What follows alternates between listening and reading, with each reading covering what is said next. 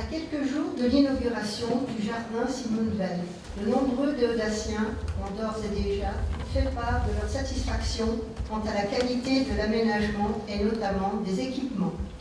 Par ailleurs, beaucoup d'entre eux nous interpellent pour connaître le devenir du projet de la passerelle au-dessus de la Meurthe qui relierait les deux parcs. Pouvez-vous indiquer si le projet est abandonné? Merci, Monsieur le maire. Donc, effectivement, la passerelle, on l'a en tête depuis déjà pas mal de temps.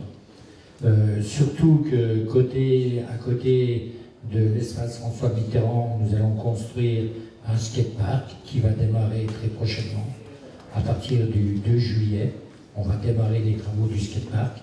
Le parc Simone Veil sera inauguré le 1er juillet à 11h, en espérant qu'il y ait beaucoup de monde pour cette inauguration.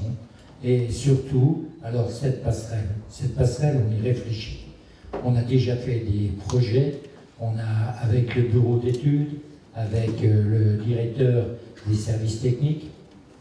C'est une passerelle piétonne, PMR, et également pour y mettre les poussettes et les enfants. Nous, notre but, on souhaite que cette passerelle soit ludique. Alors, je ne dirais pas qu'elle va se balancer au-dessus de là, mais c'est quelque chose qu'on a envie. Et cette passerelle qui franchira la Meurthe aura une longueur de 30 mètres et un coût avoisinant les 250 000 € à 300 000 €. Elle sera dans un matériau du pays. On souhaite qu'elle soit en bois. Compte tenu de sa longueur, nous ne pouvons pas nous poser dans le lit de la Meurthe.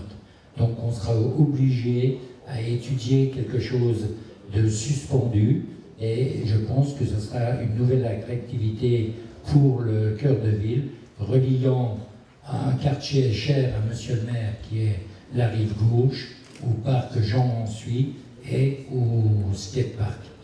Des contacts ont été pris avec le CRIT. Alors le CRIT, c'est un bureau d'études à Épinal qui est très connu et très réputé dans les constructions en bois, afin de formaliser ce projet en impliquant l'ensemble des acteurs de la filière bois. Voilà Madame la conseillère, voilà Monsieur le maire. Merci Monsieur l'adjoint au maire. Donc effectivement, c'est un projet qui demande à être encore abouti, mais on n'a pas abandonné le projet. Et c'est plutôt sur la valorisation du bois, comme me le faisait observer Monsieur Pierre Janel, conseiller municipal tout à l'heure. Dans le parc, c'est une des choses qui marque dans le jardin Simone Veil que l'utilisation du bois de façon aussi évidente.